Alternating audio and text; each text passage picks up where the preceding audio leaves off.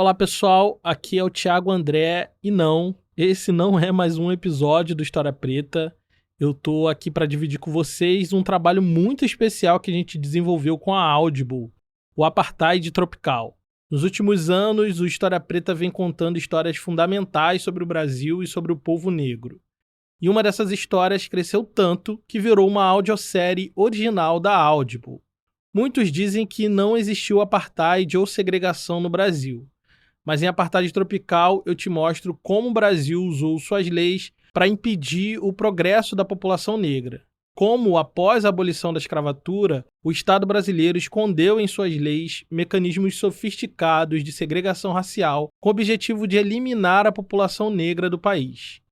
Até hoje, esse conteúdo estava disponível exclusivo lá na Audible, só para assinantes. Mas, como estamos prestes a lançar a segunda temporada de Apartheid Tropical, a gente conseguiu trocar uma ideia com a Audible e disponibilizar a primeira temporada completamente de graça aqui no História Preta.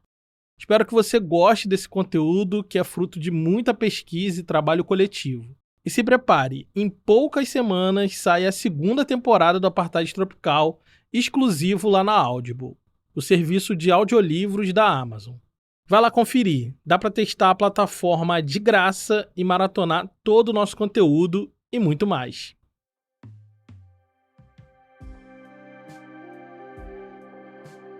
De qualquer ponto da cidade era possível ver aquele monumento de celebração à civilidade do homem. Nunca antes uma construção humana havia atingido tal magnitude. Nenhum dos obeliscos de Roma, nem as pirâmides do Egito, ou a Estátua da Liberdade, nada era maior do que a Torre Eiffel. Construída para celebrar os 100 anos da Revolução Francesa, foi inaugurada em 1889 em Paris e impressionou os olhos humanos com seu tamanho colossal para a época, 300 metros de altura. A coisa toda era tão marcante e impressionante que muitas gravuras comparando a altura da Torre Eiffel com outros monumentos foram distribuídas e divulgadas pelo mundo. No Brasil, a revista Ilustrada desdenhou do feito dos franceses, dizendo que do Corcovado era possível ter uma vista panorâmica com o dobro de altura. Mas não era disso que se tratava. A questão era que o homem planejou e fabricou em tempo recorde um gigantesco mirante de ferro e o encravou numa cidade artificial construída para ser a sede da Exposição Universal de Paris.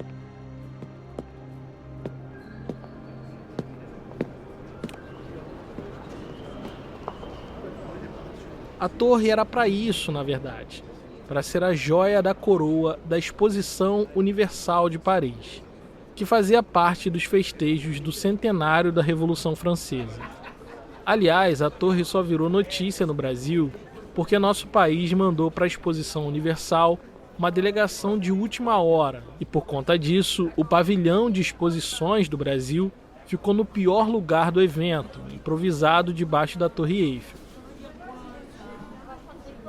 Esse tipo de evento, exposições universais, virou moda na Europa do século XIX. E o Brasil, que sempre quis ser a Europa nos trópicos, deu um jeito de participar como expositor em quase todas elas. Em linhas gerais, essas exposições serviam para que países europeus e os Estados Unidos pudessem mostrar os seus avanços tecnológicos e as maravilhas do progresso que o capitalismo estava proporcionando ao mundo. Apesar dos europeus e estadunidenses serem os protagonistas da festa, eles também aceitaram países sul-americanos como o Brasil. Na prática, o Brasil usava esse tipo de evento para tentar melhorar sua imagem na Europa. O país sofria com o estigma de uma nação tropical, infestada de doenças que costumava vitimar os europeus que aqui aportavam. Então, durante décadas, nas mais diferentes exposições, o Brasil buscou se apresentar como um país de oportunidades e abundante de riquezas naturais, o destino perfeito para os imigrantes europeus.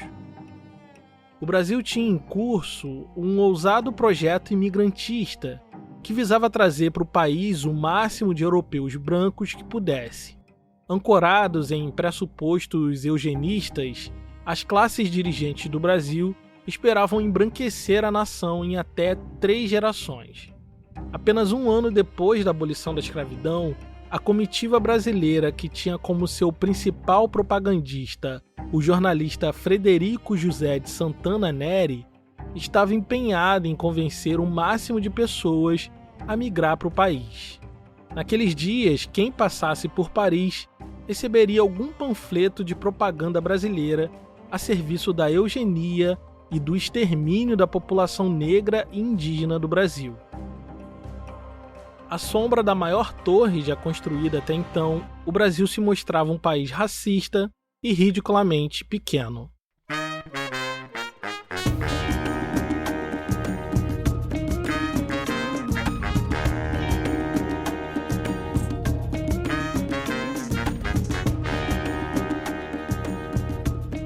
Meu nome é Thiago André e você está ouvindo o Apartheid Tropical, o original Audible. Episódio 4, Prefere-se Branco.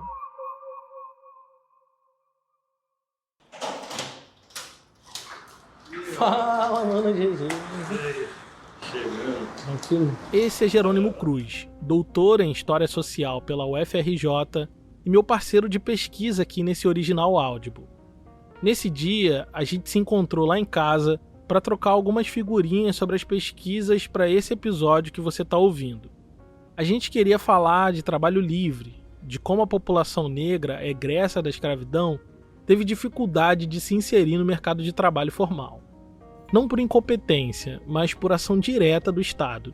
E aí, como a gente já tinha visto já em outros episódios, a gente vê que tem um processo de a galera que trabalhava na lavoura começa a ir para os grandes centros, mas nem todo mundo vai. Tem uma galera também que fica na lavoura. Uhum. Então, em caso de São Paulo, durante a pesquisa mesmo, assim, acho que dá para notar o impacto muito forte da política de imigração, a política de embranquecimento tanto do governo da província de São Paulo quanto do próprio Brasil, assim, da própria República Brasileira. Então, isso tem um impacto direto no mercado de trabalho, porque os negros livres que estão ali nas fazendas, eles têm que negociar muitas vezes melhores condições de trabalho, e os fazendeiros e os empresários donos de fábrica, não sei o que, eles estão preferindo trazer imigrante branco, sacou? Desde o período imperial, o Brasil buscava uma solução para a questão do trabalho livre. E a solução passava por trazer mão de obra europeia, branca, para substituir o trabalho escravizado. 2 anos depois da abolição, essa política imigrantista se tornou, na prática, uma ferramenta de discriminação racial do Estado brasileiro com a promulgação, em 1890, do Decreto número 528, que estabelecia regras de introdução de imigrantes no Brasil. O primeiro artigo dizia o seguinte: é inteiramente livre a entrada nos portos da República dos indivíduos válidos e aptos para o trabalho, que não se acharem sujeitos à ação criminal do seu país, excetuados os indígenas da Ásia ou da África, que somente mediante autorização do Congresso Nacional poderão ser admitidos de acordo com as condições que forem então estipuladas. Esse texto quer dizer que o Brasil queria imigrantes, mas proibia explicitamente a entrada de asiáticos e africanos. Mas na prática, a proibição de asiáticos foi letra morta. A partir de 1908, um imenso número de japoneses iria imigrar para plantações de café com auxílio do Estado de São Paulo. Sobraria então, como único alvo da política explícita de discriminação racial, apenas um grupo, os negros. Essa cidadania ela é enviesada para esses caras, mulheres não acessam o voto, por exemplo. Então, várias mulheres negras que não são alfabetizadas, que não acessam a cidadania, e os homens também, que não vão acessar. Então, esses caras eles se veem meio alijados da cidadania, essa coisa do voto, da participação, né, política, e também se veem alijados dessa participação do trabalho. Muitas vezes eles vão ser realmente escanteados, sacou? E isso já influenciado por uma série de discussões racistas que a gente já viu nos outros episódios, né? Tipo, sacou? A ideia de que, negro não serve pro trabalho livre. Os caras passaram tanto tempo como escravo que não... O negro é inapto pra civilização, sacou? Tipo, o negro não tem competência, ele é delinquente, ele tem uma sexualidade aflorada, ele é um bêbado. No final do século XIX, no imediato pós-abolição, diferentes correntes de pensamentos racistas buscaram pintar a população negra como moralmente inferiores, incapazes de viver em sociedade e inaptos para o trabalho livre, enquanto o imigrante europeu era visto como o grande promotor da modernização e do progresso da nação. O que o governo brasileiro, tanto o governo da província de São Paulo, acho que o governo da província de São Paulo especialmente, né, eu acho que é o modelo desse processo, assim, um modelo mais bem acabado, a ideia é trazer gente branca, europeia, não vai chegar só gente branca, vai chegar muito asiático também, enfim, mas tem muito subsídio para essa galera chegar aqui. Então, você tem uma série de subsídios. Se você pegar as leis, você tem questão, estímulo à moradia, você tem estímulo a acesso à terra, você tem, enfim, uma série de coisas. Esse projeto que o Jerônimo está falando começou um pouco antes da abolição. É o projeto número 2 do dia 13 de janeiro de 1888, ano da abolição. Autorizava o Estado de São Paulo a subsidiar a entrada de 100 mil imigrantes, pagando o transporte da Europa para o Brasil, além de hospedagem, alimentação, assistência médica e farmacêutica, emprego garantido na lavoura, doação e venda de terras estatais facilitadas. O projeto imigrantista brasileiro nasce com o objetivo não só de resolver o suposto problema do trabalho livre, mas também para embranquecer a nação. E a limitação da entrada de pessoas negras no país é um dos indícios mais fortes na lei dessa intenção de inserir mais brancos no tecido social brasileiro com o objetivo de embranquecer a nação. O Estado brasileiro enxergava no embranquecimento da nação uma saída, uma solução para o nosso suposto fracasso enquanto país. Foi o que disse com todas as letras João Batista de Lacerda no Congresso Universal das Raças em Londres, em 1911. Segundo ele, graças à introdução do elemento branco no Brasil, em apenas 100 anos, o país deixaria de ser mestiço e se tornaria totalmente branco. Percebendo o cerco que estava se montando, pessoas negras denunciavam que a cor da pele vinha sendo um impeditivo para encontrar trabalho na cidade de São Paulo. Seja qual fosse o emprego, de sapateiro, enfermeiro ou garçom, no fim, cada um deles sempre vinham com a mensagem: prefere-se branco. Mas apesar de tudo, diferente do que imaginava João Batista Lacerda, o branqueamento racial não funcionou tão bem assim por aqui. Mais de 100 anos depois, a população negra do Brasil se tornou maioria numérica. Foi exatamente nesse ponto, enquanto a gente pesquisava, que eu me vi numa encruzilhada. Buscando uma melhor maneira de compreender esse processo, eu percebi que nossa pesquisa a respeito do tema estava muito concentrada em São Paulo. Tá, mas só para entender então, você vai fazer uma comparação São Paulo, Rio Grande, né? A ideia é a seguinte, a ideia é seguir mais ou menos o raciocínio que a gente teve... O primeiro raciocínio. Durante esse processo, lembra? A gente começou a falar sobre isso, eu falei, eu queria falar sobre o trabalho, eu queria falar sobre substituição do trabalho imigrante, falar sobre branqueamento. E aí a gente falou, acho que no Rio Grande do Sul a gente pode encontrar uma história interessante sobre isso, porque o Rio Grande do Sul, todo mundo meio que é senso comum de que o Rio Grande do Sul, Santa Catarina, tem uma imigração forte. Uhum. Foi aí que nós viramos nossa atenção para o Rio Grande do Sul, estado que recebeu a primeira leva de imigrantes europeus ainda nas primeiras décadas do século XIX e continuou recebendo grande contingente durante o século XX. E é de lá que vem a resposta para entender o porquê a população negra não sucumbiu diante desse projeto de branqueamento e exclusão do trabalho formal. Essa resposta estava no extremo sul do país, numa cidadezinha chamada Pelotas. Localizada no extremo sul do Brasil, Pelotas não é uma cidade muito diferente de outras cidades históricas espalhadas pelo país. Como toda cidade desse tipo, Pelotas tem um centro histórico, com calçamento em paralelepípedo, cercado de antigos casarões tombados pelo IPHAN, vestígios de um passado glorioso, agora decadente. Como toda cidade histórica, ela também ostenta uma bonita praça com o nome de alguém que fez fortuna através de trabalho gratuito de centenas de pessoas escravizadas. E nessa praça há bustos, estátuas e monumentos em homenagem a alguns ilustres homens brancos escravistas. Assim como toda cidade histórica brasileira, Pelotas também tem um mercado público que vende comidas típicas da região. E eu, que estava morrendo de vontade de comer um típico doce pelotense, caminhei para lá antes de partir para o meu compromisso de pesquisa. É que minha história com Pelotas não é de hoje. Eu tenho uma relação de amor e ódio com essa cidade. Mais amor do que ódio, para ser sincero.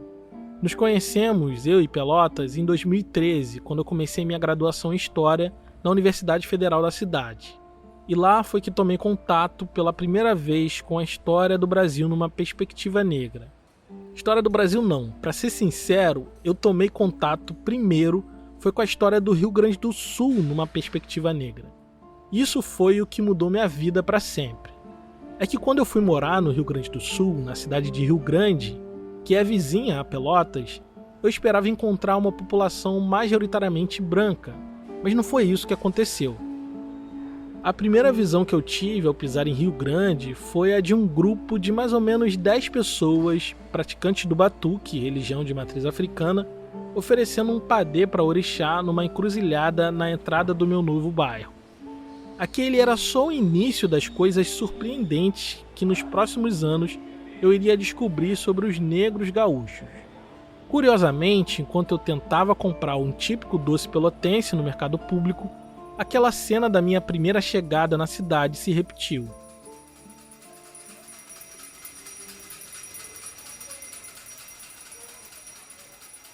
Vindo do centro do mercado público, 4 pessoas vestindo roupas litúrgicas brancas caminhavam para a saída. Um homem com um filá vermelho na cabeça tocava um conjunto de 4 sinos de metal unidos sob uma mesma haste. Uma mulher branca que parecia ser a mãe de santo conduzia o cortejo, seguida por seus filhos de santo, todos negros.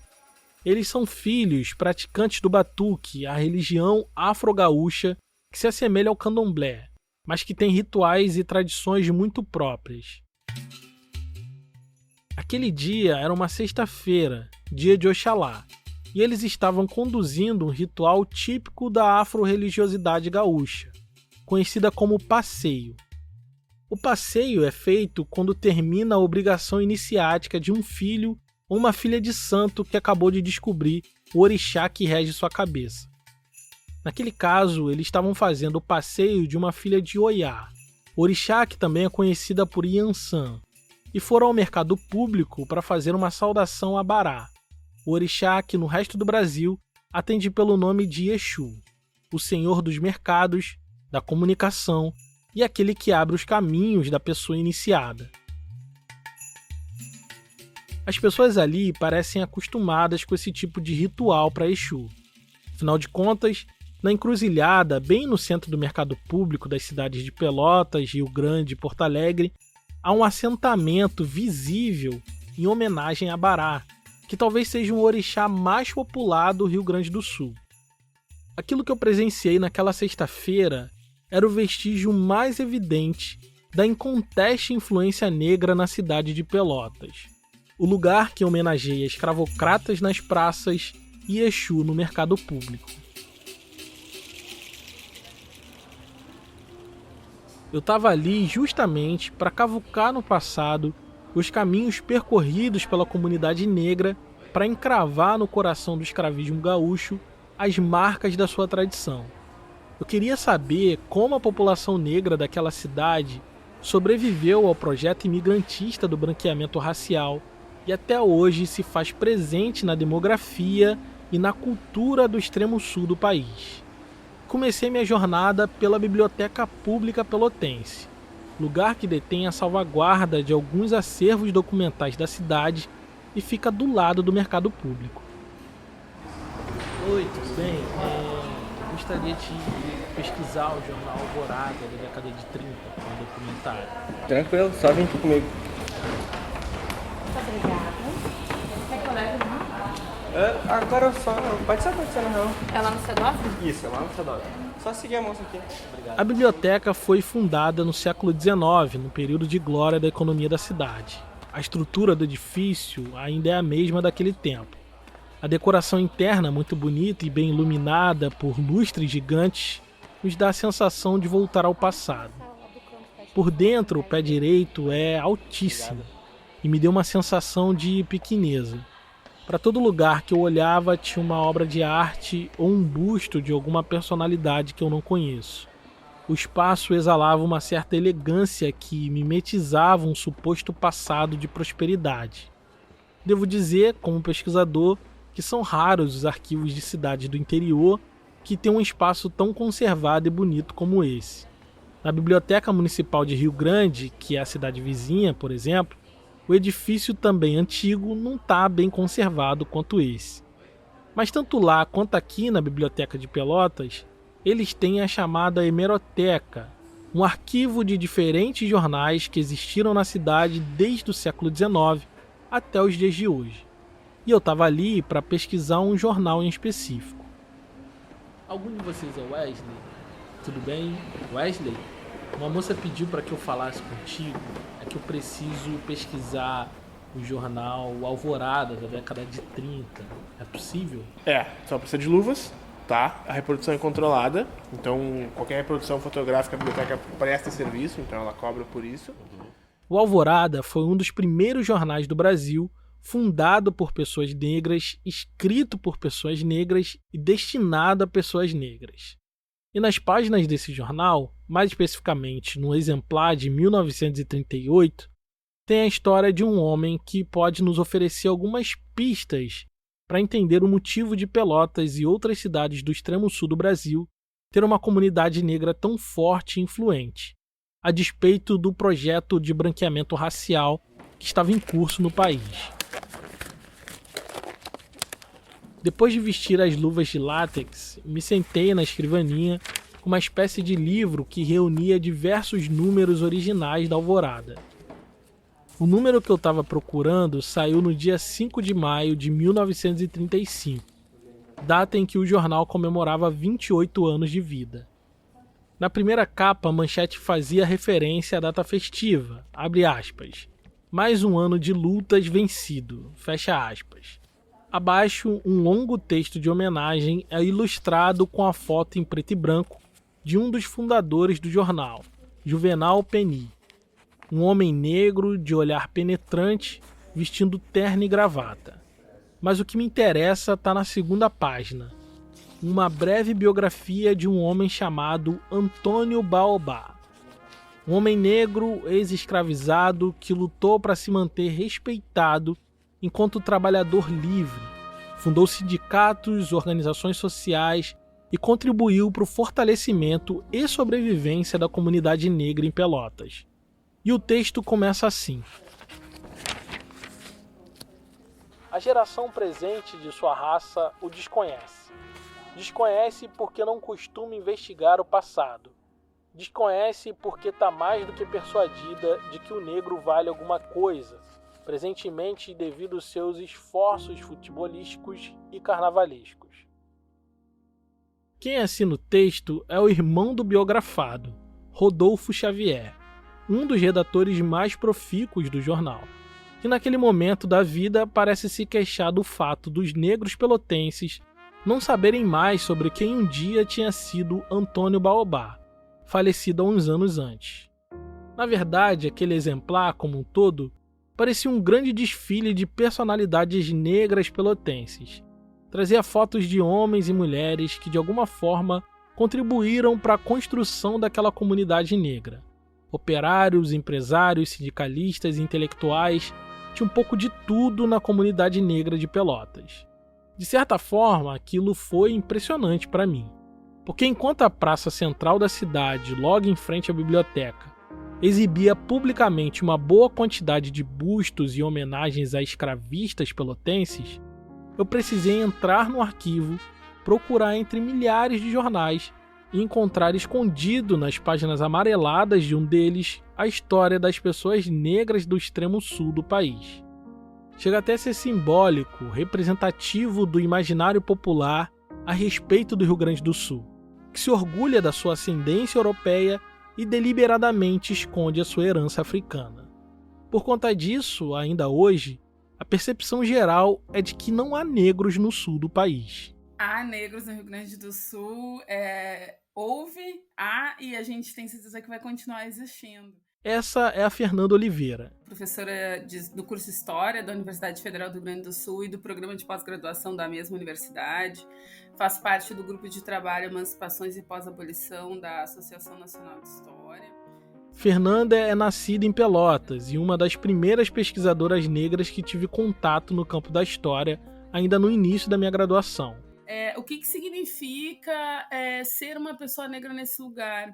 Porque a raça demorou muito pouquinho tempo, assim, eu acho que com 5 anos por aí a raça já tinha um papel de hierarquizar na minha vida, né?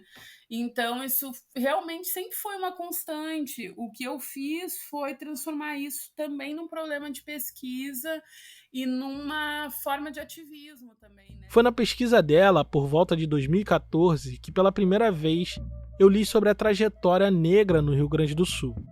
Na época, ela estava desenvolvendo sua tese de doutorado e tinha acabado de defender uma dissertação de mestrado sobre organizações sociais negras em Pelotas, no século XIX e XX.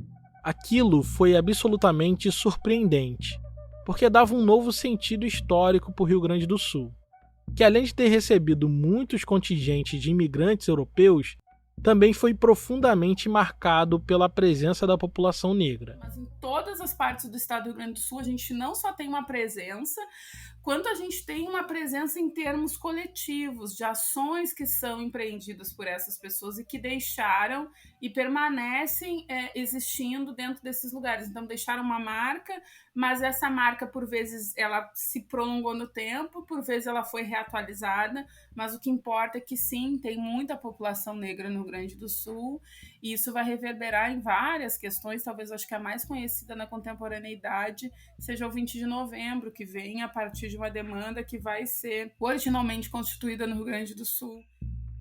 Sim, o 20 de novembro, Dia da Consciência Negra, nasceu da demanda coletiva de intelectuais negros de Porto Alegre, no Rio Grande do Sul. A data ganhou adesão em diversos movimentos negros pelo Brasil, e agora, recente, em novembro de 2023, se tornou feriado nacional. Porque, historicamente, a gente tem uma presença negra concentrada na capital, como é normal em qualquer outro estado, porque as capitais tendem a resguardar os maiores postos de emprego, enfim, a maior concentração mesmo, então as pessoas migram para a capital, isso é normal. Mas no sul do Rio Grande do Sul, a gente tem uma concentração muito grande que tem a ver com um histórico de presença negra que remonta da escravidão, e que essa população permanece nesses lugares, tanto nos espaços mais ruralizados do interior do Rio Grande do Sul, quanto cidades mais urbanas desde o final do século XIX, como é o caso de Pelotas. Pelotas cresceu de maneira acelerada no século XIX, e por conta das charqueadas se tornou uma das cidades mais ricas do estado. A indústria do charque fez crescer exponencialmente o número de habitantes da região e exigiu uma demanda colossal de mão de obra escravizada. Só para você ter uma ideia, em 1833, momento áureo das charqueadas, a cidade chegou a ter 51% da sua população composta por escravos. Isso fez de Pelotas uma das cidades mais ricas do Rio Grande do Sul no século XIX, o que lhe rendeu o apelido de Princesa do Sul. Por outro lado, as charqueadas de Pelotas eram consideradas um dos piores lugares para uma pessoa escravizada estar, dada a quantidade de trabalho e o nível de violência com que os proprietários costumavam tratar aqueles que consideravam rebeldes. Naquela época, quase todo escravizado que chegava na cidade era destinado para alguma charqueada, mas alguns poucos conseguiam escapar disso. Foi o caso de Antônio Baobá, o homem esquecido que eu encontrei nas páginas do Alvorada pelas tintas do seu irmão. O passado de Antônio é obscuro. O que sabemos é que nem sempre ele se chamou Baobá. Na verdade, esse foi um nome que ele adotou no fim da vida. Seu nome verdadeiro era Antônio Oliveira, e Oliveira foi o sobrenome que recebeu do seu último proprietário. Antônio nasceu do ventre de uma mulher escrava e por isso já nasceu escravo. Em algum momento da vida, ele pode ter sido vendido para outro proprietário e separado de seus pais e irmãos. E tudo indica que ele tenha sido escravo em uma fábrica de chapéus que se instalou na cidade na última década da escravidão. Pelotas estava se industrializando no fim do século XIX, mas manteve o costume da escravidão mesmo dentro das fábricas. O fato de ser um operário escravizado pode ter dado a Antônio a possibilidade de juntar dinheiro de alguma forma. É que nesse tempo era muito comum nos espaços urbanos aquilo que ficou conhecido como escravo de ganho, que era um escravizado alugado por seu proprietário para realizar algum tipo de trabalho nas ruas ou oficinas, levando de volta ao fim do dia para o seu proprietário o salário do seu trabalho. Alguns tinham a permissão para pegar as sobras desse dinheiro e juntar para si. Antônio pode ter sido um desses escravizados que juntou dinheiro para comprar a sua liberdade. E, ao que tudo indica, fez isso através da primeira organização negra que foi diretor, a Sociedade Beneficente Feliz Esperança. Então a gente vai ter a Sociedade Feliz Esperança, que é a principal organização negra daquele período, e ela é considerada, inclusive, uma associação guarda-chuva. O que quer dizer isso? Ela era uma associação dentre as poucas que tinha sua própria sede, e tendo sua própria sede, ela emprestava esse espaço para que outras organizações fizessem parte também. A Sociedade Feliz Esperança era uma organização exclusivamente negra, e nasceu em Pelotas com o único propósito de comprar alforrias, cartas de liberdades de seus associados. E fazia isso através de apostas na loteria. Por isso tinha esse nome, pois os escravizados associados tinham a feliz esperança de ganhar na loteria e comprar sua alforria. E por mais improvável que isso possa parecer, muitas pessoas negras em Pelotas conseguiram se libertar através da Sociedade Feliz Esperança, contando com a sorte. E uma delas foi o Antônio. Mas sua sorte não iria durar muito. Como um homem livre, logo ele iria perceber que a vida do negro no Brasil não era fácil. Antônio conseguiu sua liberdade faltando poucos anos para o fim da escravidão. Tudo que ele sabia fazer em termos de ofício era aquilo que tinha aprendido durante os anos de escravidão: fabricar chapéu. Então se tornou um operário livre numa fábrica pelotense, no pior momento para ser negro no Brasil. Prevendo a iminente abolição da escravidão, as classes dirigentes do Brasil já puseram em curso um projeto imigrantista de substituição do trabalho escravo feito por mãos negras para um trabalho livre que seria feito por mãos brancas e europeias. O Rio Grande do Sul já recebia levas de imigrantes desde o início do século XIX. E mais uma vez, seria destino preferencial dessa nova leva que viria com o objetivo de trabalhar e embranquecer a nação. Mas ali no extremo sul, as coisas não saíram conforme as elites planejaram. E essa leva de imigração no pós-abolição não deu muito certo. Na verdade, eu ouso dizer que a imigração ela deu certo. O que ela não contava é que essa população negra permaneceria. A ideia inicial era justamente essa que tu traz, de substituição. Mas o Rio Grande do Sul já tinha uma tradição de imigração e foi o primeiro destino dos imigrantes alemães que vieram para cá na condição de colonos em 1824. Ou seja, num primeiro momento, o Estado brasileiro trouxe eles para que ocupassem territórios desocupados que foram transformados em terras devolutas, em propriedade do Estado através da Lei de Terras. Por quê? Porque é preciso ter um controle sobre essas terras ditas terras devolutas, mas na verdade o que o Estado está fazendo é criando possibilidades de vender uma terra que não é dele, que está ocupada, mas esses sujeitos não tinham registro da terra, que é isso que a Lei de Terras exige. Então, com o fim da escravidão, o Brasil se mobiliza para trazer novos imigrantes, dessa vez não para serem colonos, mas para substituir o trabalho livre. O que eles não contavam é que no sul do Rio Grande do Sul, um grupo de operários negros se mobilizariam para manter os seus empregos. Então, esses sujeitos negros eles permaneceram aqui. A gente tem uma série de pesquisas mais recentes, produzidas já no século XXI, que vão apontar que, na verdade, mesmo em outros lugares que não apenas Pelotas, que ali na virada do século a gente já tinha pesquisa informando, né, sobretudo a pesquisa da professora Beatriz Ana Luner, que vai falar que os negros foram os operários por excelência das cidades de Pelotas e de Rio Grande, a gente vai ver outros lugares, Vale do Rio Pardo, por exemplo, apontando para a presença massiva desses sujeitos negros. O que eu quero dizer com isso? É algo que a historiografia vem apontando, essa ideia de que os sujeitos negros foram expulsos completamente das áreas de trabalho é um equívoco, não foi assim que as coisas se deram. Pelo menos não em todas as partes do Brasil. Talvez São Paulo e partes do Rio de Janeiro tenham sido os lugares que esse projeto de substituição e branqueamento tenha dado mais certo.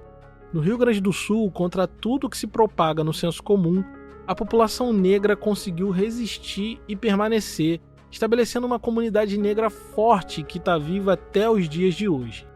E isso acontece principalmente porque a população negra gaúcha buscou estratégias de organizações coletivas. Esse dado da organização coletiva que tu traz é fundamental para a gente entender. Essa população, a gente olha para Pelotas ali, para Rio Grande, que são as cidades que a gente tem uma maior concentração de estudos e também que eu tenho me dedicado mais para entender.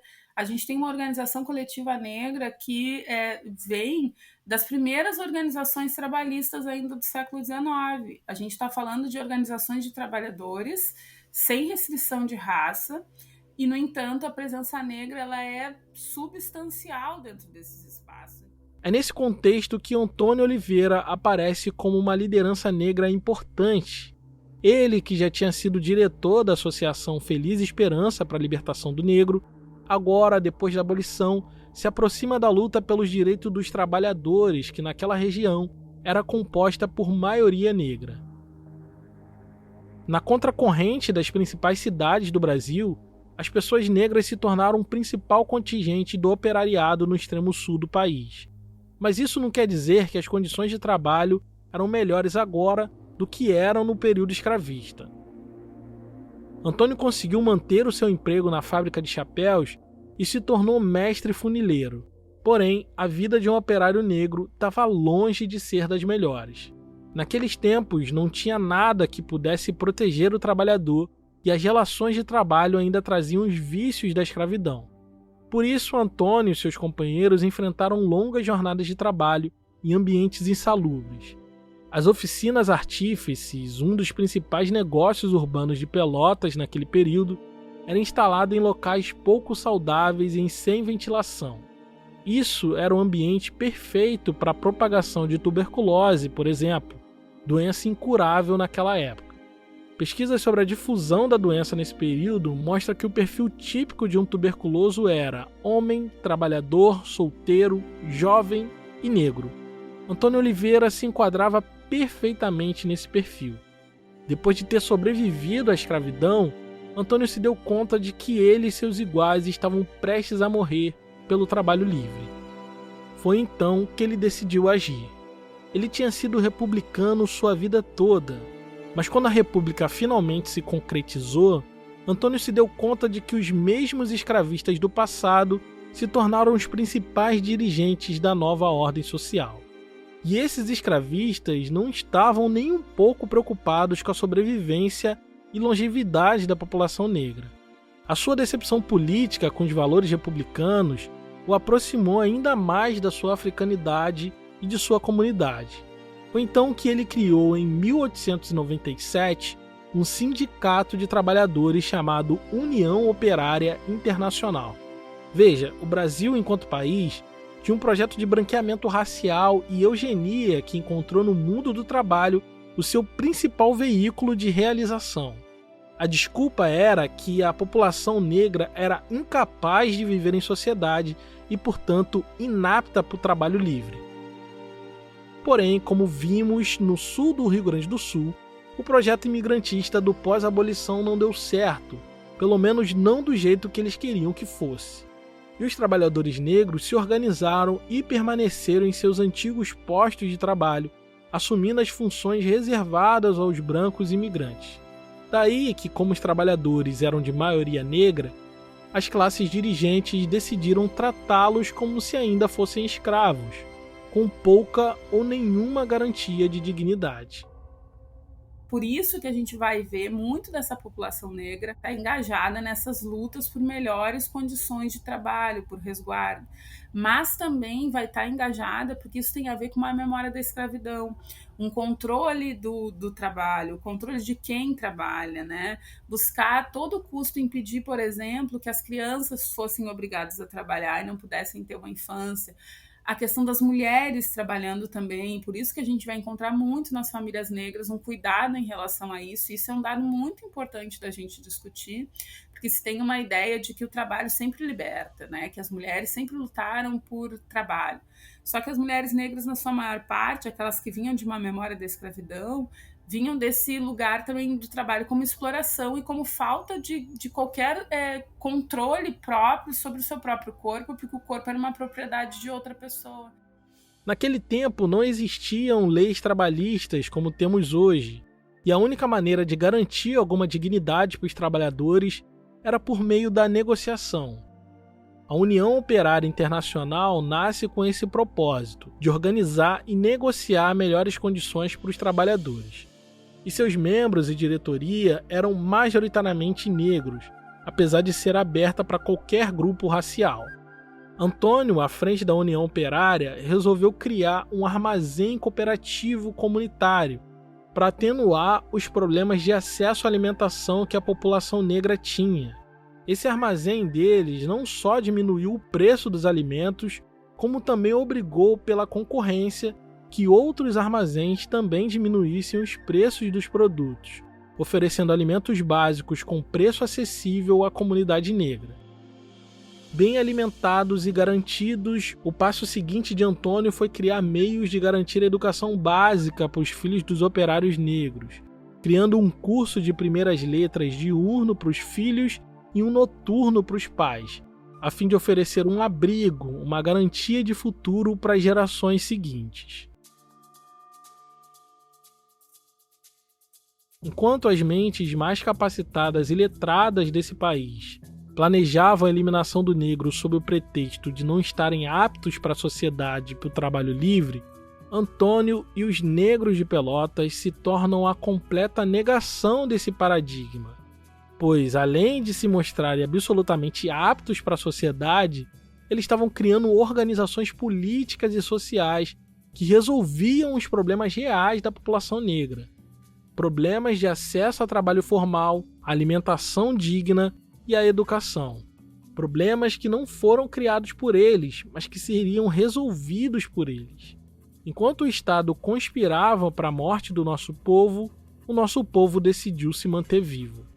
Foi nesse momento da vida que Antônio Oliveira decidiu mudar de nome. O Oliveira, que era o nome do seu antigo senhor, ele substituiu por Baobá. Antônio Baobá. No jornal que peguei lá na biblioteca, Rodolfo Xavier, irmão de Antônio, escreve que ele decidiu voltar para suas raízes africanas justamente no momento da história em que quase todos tinham certeza de que nada positivo poderia vir da África. No momento em que a sociedade tentava apagar a memória da escravidão e abandonar os negros à própria sorte, ele assumia sua negritude publicamente, inventando seu próprio nome. E a origem disso estava no seu avô, seu primeiro ancestral a ser escravizado no Brasil e que veio de uma região localizada no Moçambique.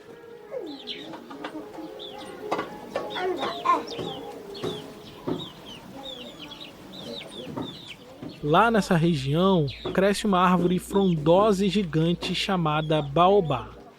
Essa árvore de troncos largos cresce nos ambientes hostis da savana africana e serve como depósito de água para as comunidades do seu entorno. Dos seus frutos e folhas é possível obter tanto o alimento quanto o remédio para diversos males. O baobá pode chegar a ter 1000 anos de idade e para muitas comunidades africanas, até hoje ele é considerado como a casa das almas, lar dos espíritos ancestrais e símbolo da permanência no tempo e da continuidade das gerações. Antônio, quando decidiu abandonar o Oliveira e assumir o Baobá como seu nome, o fez consciente do seu papel para aquela comunidade, pois a partir do seu tronco, muitos outros frutos iriam surgir. Outras tantas organizações negras iriam se estabelecer e permanecer ao longo do tempo, fazendo da comunidade negra uma das mais frutíferas e resistentes de Pelotas e região. É o caso dos clubes sociais negros que viabilizavam espaços de sociabilidade e lazer. Também do Asilo São Benedito, que acolhia meninas negras abandonadas, oferecendo educação formal. É também o caso da Frente Negra Pelotense, principal movimento social de combate ao racismo e epicentro da intelectualidade negra da cidade.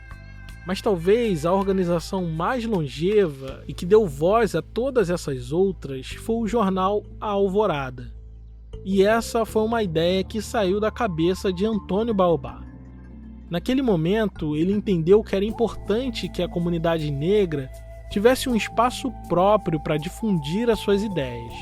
Um lugar sem amarras que possibilitasse que homens e mulheres negras participassem do debate público. Foi aí que ele convenceu os irmãos Juvenal e Durval Peni a fundar um jornal exclusivamente negro, que falasse sobre o negro e para o negro. Compor a imprensa negra, ser público da imprensa negra, não exige que as pessoas fossem letradas. Esse é um dado fundamental. Quem tem pesquisado letramento, leituras coletivas, enfim, tem apontado para esse elemento de que, e a gente encontra isso muito conversando com as pessoas de mais idade, de Pelotas, que vivenciaram a época do Alvorada, essa noção de que, primeiro, o jornal era uma assinatura da família. Então, uma pessoa da família que soubesse ler o jornal, ele lia para todos os demais, e essas discussões elas circulavam. E isso estava dentro das redações. Não era necessário que o sujeito negro soubesse escrever para que suas ideias tomassem corpo nas páginas dos jornais pelas mãos de outra pessoa letrada. Importante que se diga, o Baobá, as primeiras letras ele já sabia. É ele que ensina por irmão, ele vai ensinar para outros sujeitos que vão ser alfabetizados posteriormente dentro dos cursos noturnos da biblioteca pública. Mas as primeiras letras eles já sabiam. No momento da fundação do Alvorada, Baobá já estava muito debilitado. Os anos como operário em condições insalubres estavam cobrando o seu preço. E ele acabou se tornando mais uma estatística da tuberculose. Talvez soubesse que os seus jamais teriam um busto na praça, uma homenagem pública, um obelisco como marco. Então decidiu fazer um memorial próprio da comunidade negra pelotense, para registrar como resistiram aqueles anos pós-abolição. O Alvorada tem um papel fundamental, e ele também tem um papel fundamental porque ele é o que sobrevive aos nossos tempos, isso é importante que se diga. É possível que tivessem outras coisas que simplesmente não foram registradas. Muitas dessas pessoas hoje já estão falecidas, algumas dessas memórias não foram mantidas. O Alvorada foi mantido, ele está lá, o jornal a gente consegue acessar, consegue ler, consegue ver essas coisas, né? Então, o Alvorada vai ter uma relação intensa com todas essas organizações. Como é que a gente observa? Ele vai anunciar as festas da Irmandade do Rosário, por exemplo. Ele vai falar sobre as atividades que estão acontecendo na Feliz Esperança, sobre quais os clubes que estão em atividade na cidade, o que esses espaços estão fazendo. A história de Baobá só foi possível ser reconstruída aqui porque um dia seu irmão, Rodolfo Xavier, escreveu sua biografia nas páginas do Alvorada e fazia um apelo apaixonado: não se esqueçam do meu irmão. Graças a esses movimentos de Baobá, que mais de 100 anos depois eu pude entrar naquela biblioteca e encontrar a sua história e a história de resistência da comunidade negra gaúcha no extremo sul do país. Seu maior fruto foi contribuir para a permanência e longevidade do seu povo. E é simbólico tudo isso. É um ciclo que se fecha e nos oferece respostas que tanto procurávamos. O Estado brasileiro criou leis para dificultar o acesso da população negra ao trabalho livre e formal. Planejou e patrocinou a vinda de imigrantes europeus para substituir a mão de obra negra, deixando essa comunidade abandonada à própria sorte, para que desaparecesse em 2 ou 3 gerações. Esse era o plano. Esse era o projeto que o Brasil tinha para os negros. Passado mais de 100 anos, ainda estamos aqui, e somos 56% da população brasileira.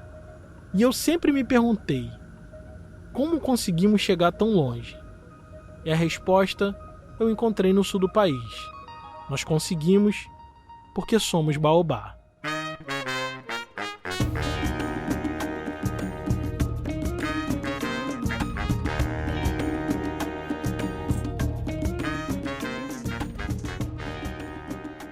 E no próximo episódio, o apartheid tropical se articula em novos planos de segregação, desta vez na política. No início do século XX, organizações negras do Brasil todo se mobilizam em torno da candidatura do primeiro negro ao parlamento. Mas forças obscuras querem impedir que esse homem assuma como deputado. Diante disso, lideranças negras de São Paulo decidem que é a hora de fundar o primeiro partido negro do país. Mas a tarefa não será fácil.